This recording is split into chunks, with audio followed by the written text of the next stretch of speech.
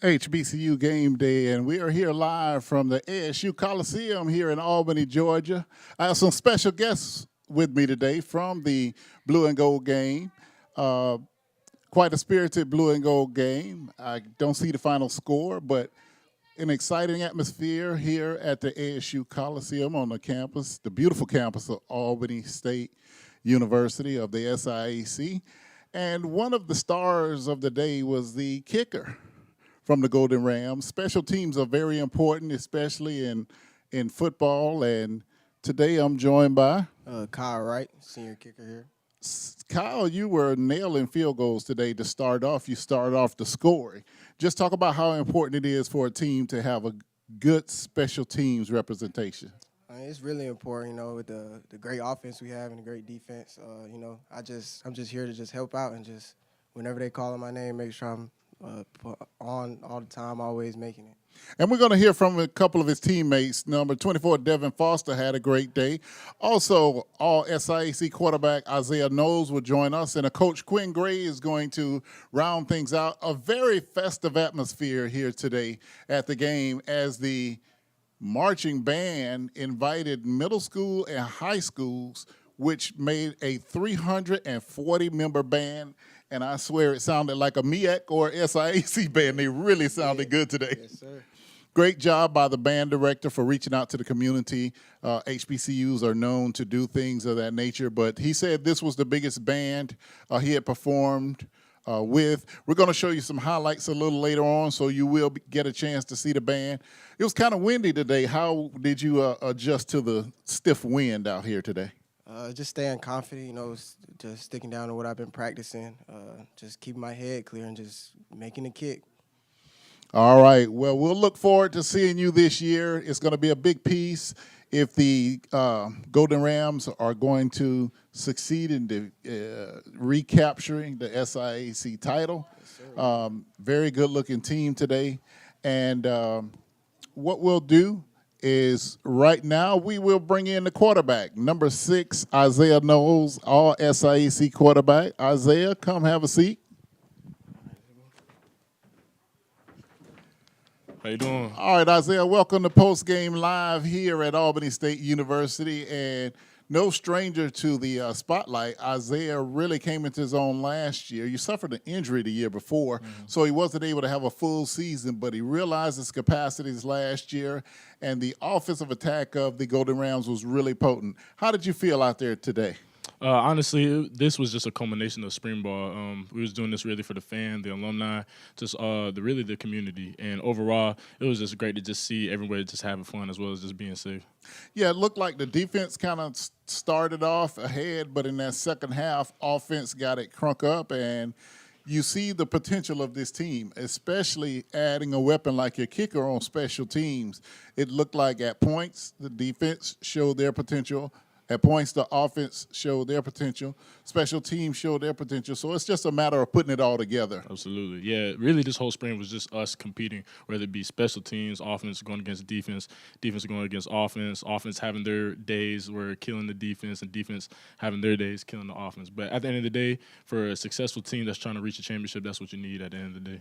Well, how has your time been at Albany State after transferring in? It's quite a little Southern hospitality city. So how have you enjoyed being Absolutely. at Albany? Yeah, it's definitely been great. I'm from Tampa, Florida originally, so I know Florida's not really the South, but I'm still used to that good Southern hospitality, and it's been really just a blessing just to be here. And everyone's just nice. Albany's great, small town, no traffic. Everything's cheaper than it's Tampa. Always good when you can get around. Exactly. Well. What are your goals for the team this year? You're being able to see these guys. You're playing with some guys you've been here with a couple of years. Devin Dorsey is one of your deep threat targets. Normally, as Coach Gray said earlier, Devin, with his big size, seemed to be a possession receiver, but last year, for some reason, he was the deep threat. Deep guy, yeah. Nah, definitely, though, we just want to get that championship, and we know we have to finish, and that's why our motto this year is fight to finish, because we know we got to hone in on those little things in order for us to reach that goal. But offensively, we had a great season last year, and we want to, upgrade from last year as far as like scoring, yards per game, passing and rushing, just getting that next level to where we can just be unstoppable. All right, Isaiah, we'll be following this year, and we're looking for great things out of the Golden Rams this year. Good luck, sir. stay Appreciate healthy. it.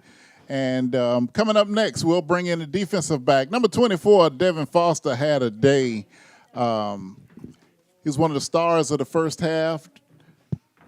Devin, how's it going, man? Pretty good. How you doing? All right, good to see you. Well, it started out in today's scrimmage. Defense was dominating, and you were a big part of that. Just talk about what the mentality was going into the game. Before coming here, we just wanted to make sure we honed in on starting fast as far as our defense and just get guys going. And we kept the playbook pretty simple. We wanted guys to fly around and just make plays and have fun. So that was one of our main things we wanted to focus on. And also, you saw a strong performance by your defensive line. And if one thing a defensive back likes to see is a good defensive line, and it helps make you better. Let's talk about your defensive line's performance today.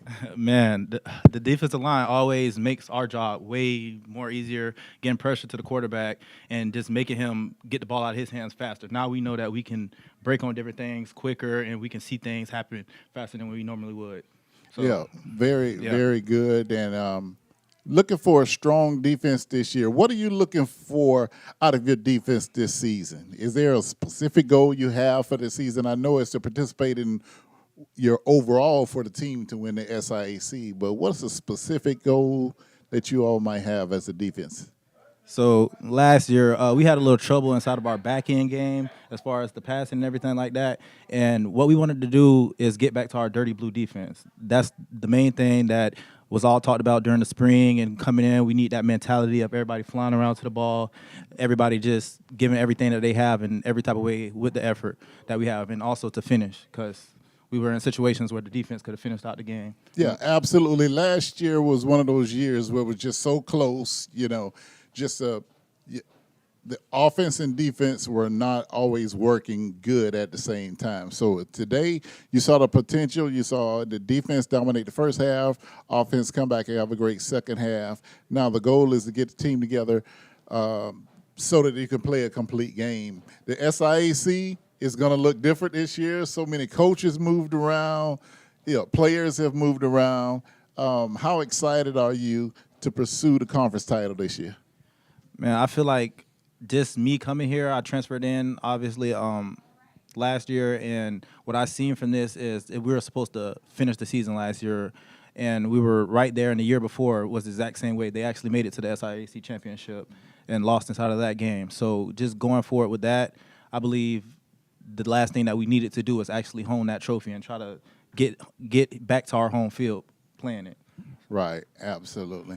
All right, well, thank you for joining us.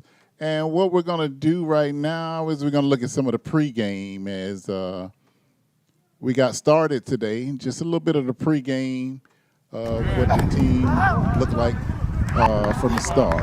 And we'll be back.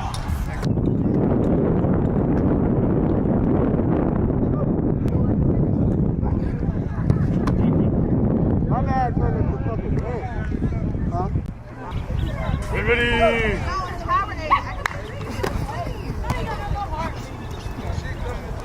How you doing?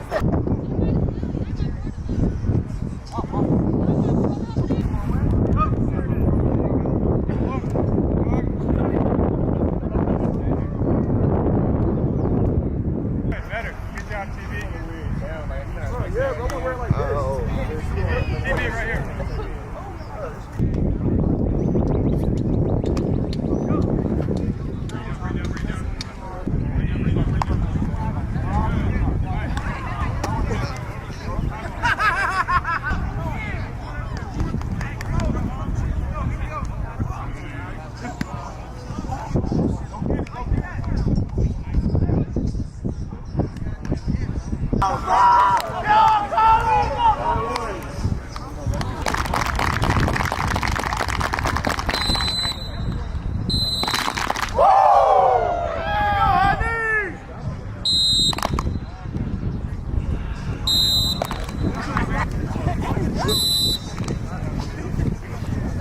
Get lateral.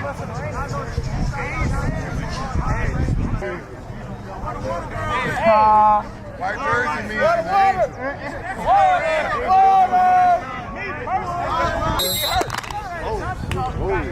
Hey, bro. How the world, Oh, I know you ain't talking.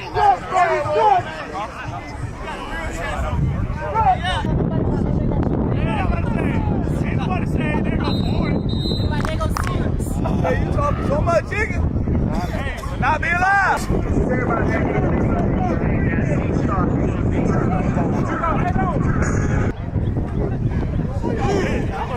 We are runs on 3. Runs on me. 1, 2, 3.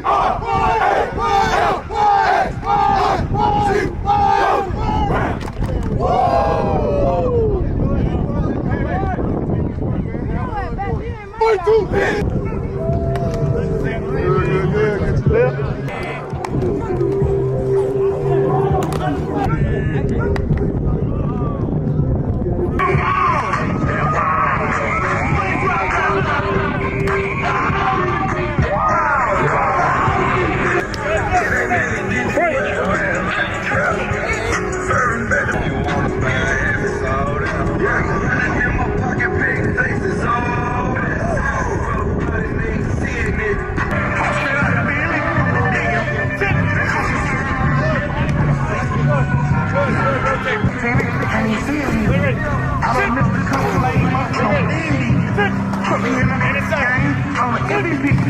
Take you out there, y'all. Put you in a MG.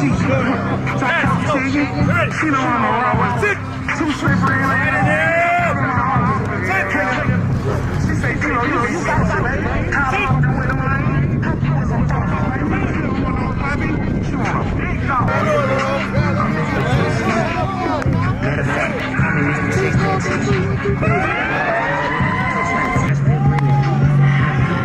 Yeah, I got some bread, so they won't be good. Bad. Carrying girls done, they don't know feet. You ain't to ski. Matter of fact,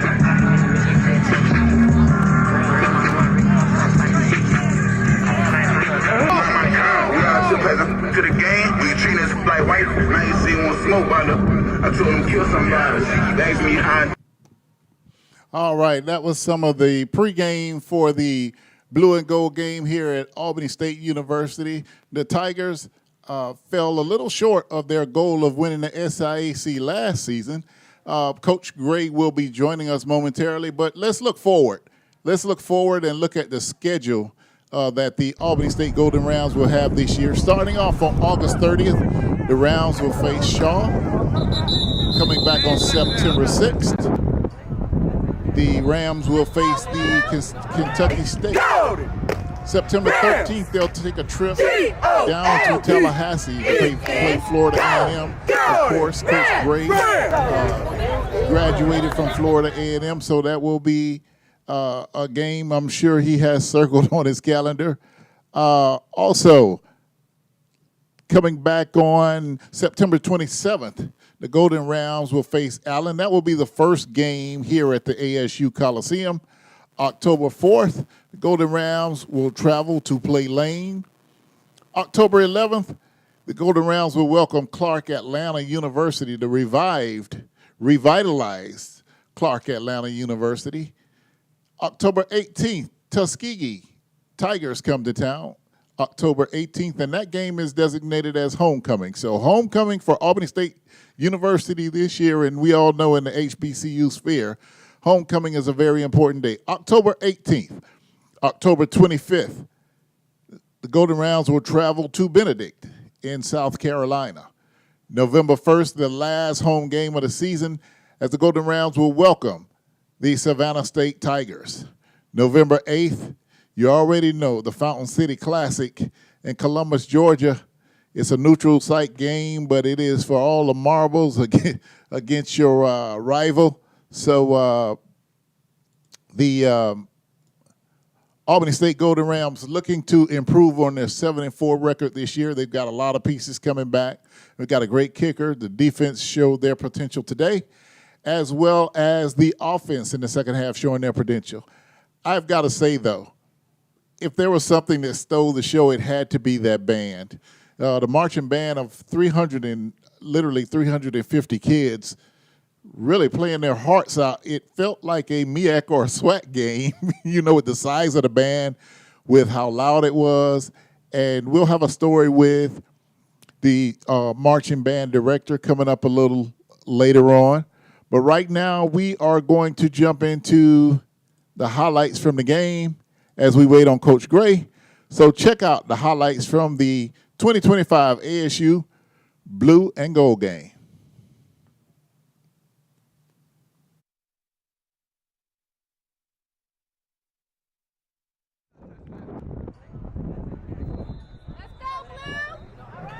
Golden, Rams, G-O-L-D-E-N, Golden, Rams, Rams.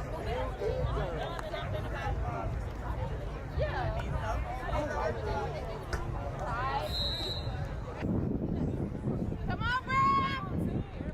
Run that ball. There you go.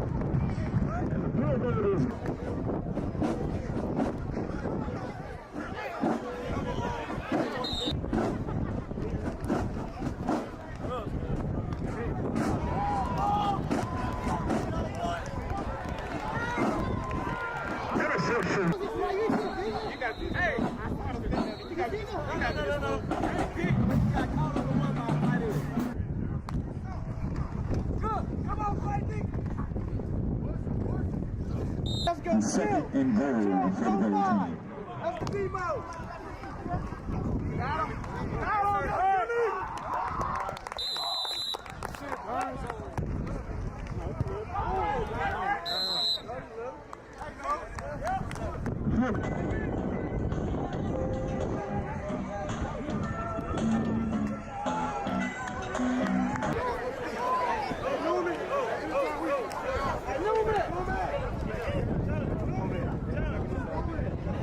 Start. Come on, make the play. Get the ball out.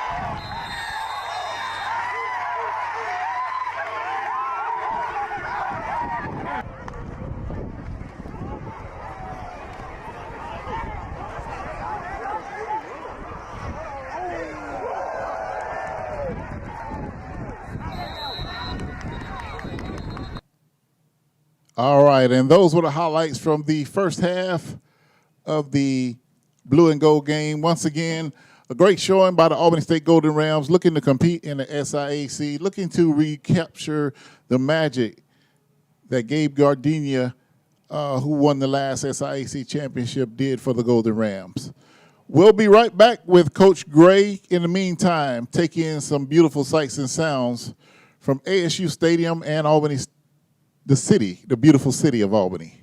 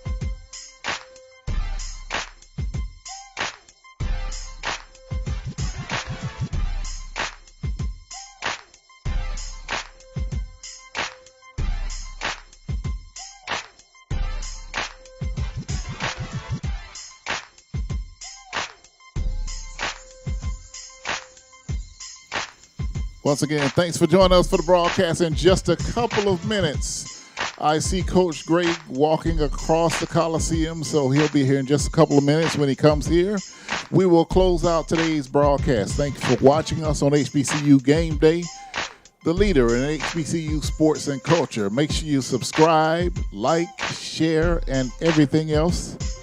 The broadcast. And next week, we will be at Florida A&M University for the FAMU Orange and Green game. And we understand that they will have Cupid as part of the post-game performance. He'll do a concert there. So in just a few moments, Coach Gray will come in and we will get today's broadcast wrapped up. Once again, thanks for joining us on HBCU Game Day.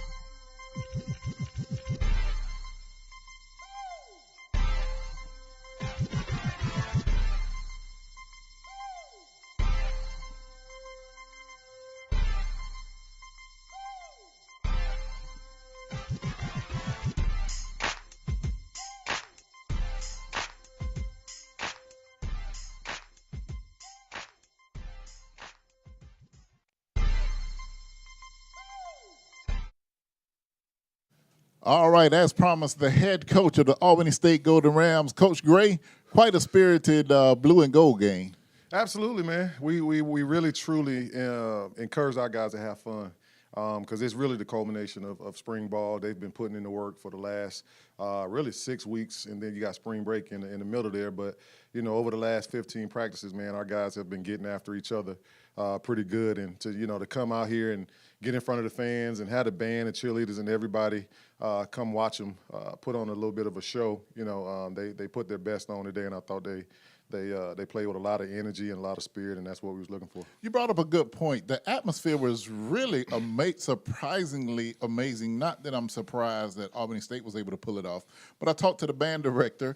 He said he invited middle schools, high schools. There were 350 kids in that band. Absolutely. And they sounded like it added a whole different energy to this game. It sounded like a major college football game. Absolutely. And he, with that, that gave us a little bit of energy as well, right? Because you get energy from the band, you get energy from the fans, and with those 300 some odd kids, they sounded absolutely amazing. To be honest with you, took me back to another place, but at the end of the day, man. Well, I went up to him.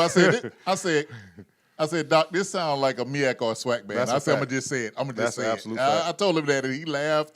He said it was the biggest band he had been in front of. A full squad of cheerleaders And that sort of thing does make for a great environment for your student athletes to play. Absolutely, man. And that's the kind of environment we're trying to get here at Albany State. Our fans do a tremendous job of showing up on game days, but we want them to be able to show up all the time, right? We want to be able to put a great product on the football field that they're proud of and want to come see at times when football really ain't prevalent, right? And the spring game is just a preview of what's to come in the fall. So to see the fans come out, parents and the band and cheerleaders come out and support, man. And then on top of that, to have that coupled with open house is always a great thing because you got freshmen that are coming on campus to see what we offer here in Game Day Experience to get them excited about it. And hopefully, if they haven't chosen Albany State, give them something to look forward to and help them with their decision. So the atmosphere was great, and we hope we can continue to do that. The blue and gold game was a tale of two halves. The first half, the defense was dominant. Second half, offense came back and began to click the way that offense needed to click. But the entire game, your special teams, your kicker, did an amazing job. It was a windy day. It was blowing across, and he was able to nail 3 field goals today. Absolutely, yep. And Kyle has done a tremendous job for us in the kicking game when it comes down to field goals and putting points on the board when we aren't able to put the ball in the end zone and we get close enough. But he's been very reliable for us, and he'll continue to do that. He's an older guy now. He's going to be a senior, so he understands situations and what his role is when it comes down to putting points on the board. So, for us, we call him Mr. Automatic, and hopefully, we can continue to call him that once the season starts. But, defense played a tremendous first half today, and rightfully so. We've been at each other all spring, and here in the blue and gold game, we really just simplified a lot of things and didn't really call everything that we could because it is on national TV. But at the end of the day, we had enough in that we can put on a good show for the folks and then also get the work that we were trying to get. But defense flew around pretty good. We wanted to make the quarterbacks besides Isaiah live because you're talking about Jaden Kinney, who played his last meaningful snap in high school in 2024, right, or fall of 2023. So with that, you're talking about a guy who hadn't really seen or felt a hit in a year and a half. So we wanted to make those two guys live just to see how they react and what they do with the football in terms of decision making. And it was fairly good for us. Obviously, there's some things we need to clean up, but overall, I'm happy with the way it turned out. Most importantly, we're healthy. Your defensive line coming off the ball, especially in that first half, I mean, they were just – you saw explosiveness that I did not see last year. Was it adding pieces or is it just some of the guys stepping up? The piece that we added is a different mindset in terms of a coach. Coach Damon Frenches came over from Fort Valley, who was with us, myself, Coach Cash, and Matt Brown at Alcorn State back in 2021. Coach Frenches has been doing this for the last 30-plus years. Coach, you may know this, but may not know this, but Coach Frenches was the defensive coordinator at Delaware State when we went up there in 1999 and played them, and I was the quarterback. So Coach Frenches has been in this thing that long. But his mindset and the way he coaches and the way he teaches our guys has our guys playing with a different mindset in terms of how we attack. And I think we did too much thinking versus reacting and attacking last year, and it's evident in what you see on the field now. Yes, and we speaking to 24 Devin, who we just spoke with. That was him on an interception and return back. That's Orlando McKinley giving him a little bit for not scoring, but hey, it was a great play, and he had the wherewithal not to just sit on the interception and to actually try to score and help the team. Absolutely. But there's the defensive line and Coach Cash again, and your offense in the second half. I don't know what you told them in the second half, but the offense came back with a different mindset. Well, adversity is going to strike, right? And when you talk about energy and just you got the ebbs and flows of the game, and defense had the advantage of the flow in the first half. Now, what are you going to do to gain that advantage back? And we just had to regroup and get guys to just play within themselves. Sometimes you get in front of a crowd and think you got to play above and beyond what you normally do when that's farthest from the truth. All you got to do is play like you normally play. Hold on, Coach Gray. We're going to let them hear a little bit of this band. It was just amazing. like I said, It like was a amazing. major HBCU band. Great idea by the band director, and they sounded phenomenal, and they made a big part of the game today. Absolutely. And so with all three parts that you saw good parts of all your teams today. Mm-hmm. You saw good evidence from all your teams today.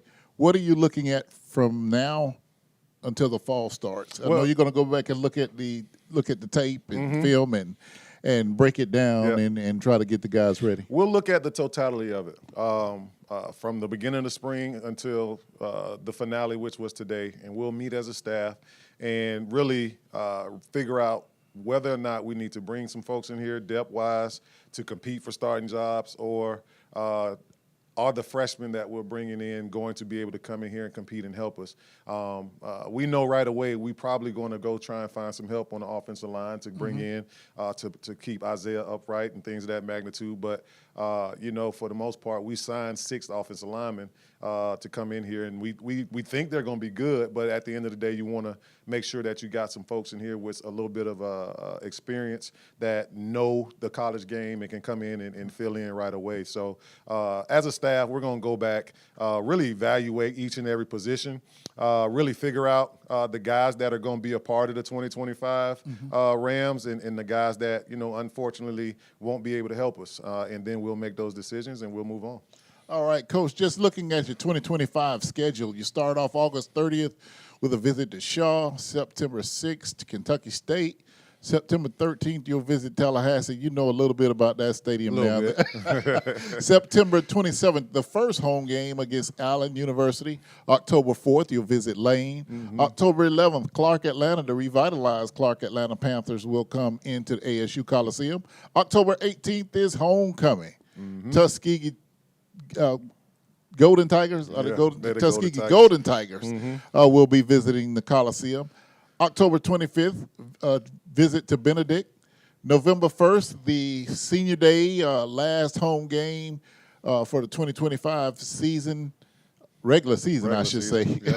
November 1st against Savannah State, and then the game that, as they say, needs no introduction, November 8th. Yep, against Peach County. Don't you say that name around here. Don't you say it. In Columbus, Georgia. That's a the fact. Fountain City Classic. I'll just say the Fountain City Classic in Columbus, Georgia. Yep. Well, Coach, it's been a wonderful day. The weather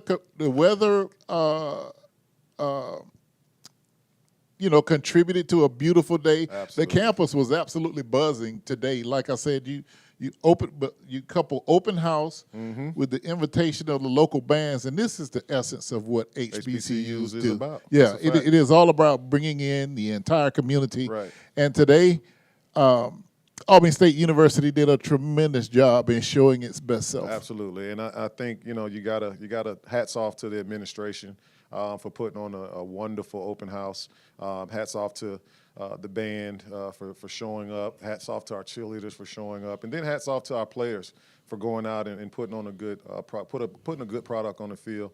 And the biggest thing that we talk about from this point on is we're facing adversity as soon as the season starts. We got first 5 games on the road, right? So we got to understand how to be road warriors from the onset. So our preparation going into the summer is with that mindset, knowing that we're going to have to fight our tails off starting the season, and we're going to have to maintain that throughout the season. So our motivation and our mindset going into the summer months are tremendous for us, and I hope we can take that momentum with that mindset and all into the fall and do the things that we need to do.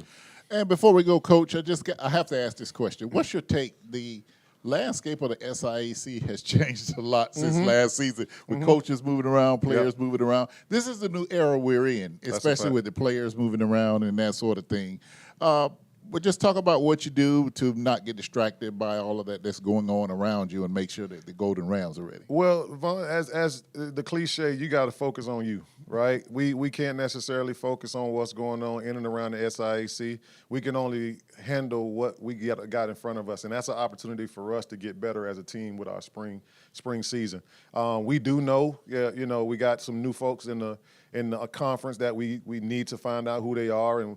But as a coaching staff, you don't want to put that on the players. That's our responsibility. Right. So we'll go back and do our research to find out with these new coaches who they're hiring as coordinators, things of that magnitude, what they've done in their past with those new coordinators and those guys, what type of defense, what type of offense they may have ran in their past days, maybe as play callers. But with that, we want to make sure that if we ain't taking care of home first, none of that really matter. Right. So we got to sweep on our own porch before we can sweep anybody else's. So we want to make sure that our T's are crossed and our I's are dotted, and then we'll cross that road when we need to. All right.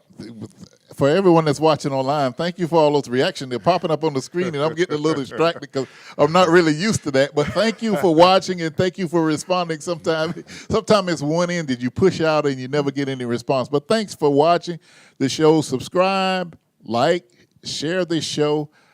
Great performance today by the Albany State Golden Rams. Coach Gray, thank you. I saw a lot of former players.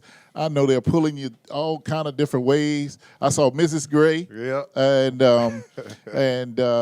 all that good stuff. And Mama Gray, Sister Gray. I saw it was Gray's Anatomy here.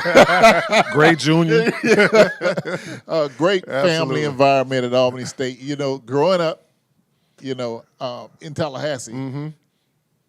My radio could pick up 96.3, and I would listen to Doc Suttles on the radio. So now his son, Fred does the radio, and every time I see Fred, I call him Doc. That's right. But it's a term of endearment. Absolutely. So the beautiful city of Albany, Georgia, the Albany State Golden Rams close out spring practice with a great, spirited blue and gold post game. Also look for a post from us because we interviewed the band director. It was just amazing, and there's going to be another feature that we do just to highlight exactly what we saw today. Coach Quinn Gray, head coach at Albany State Golden Rams. I'm Vaughn Wilson for HBCU Gameday, the leader in HBCU sports and culture.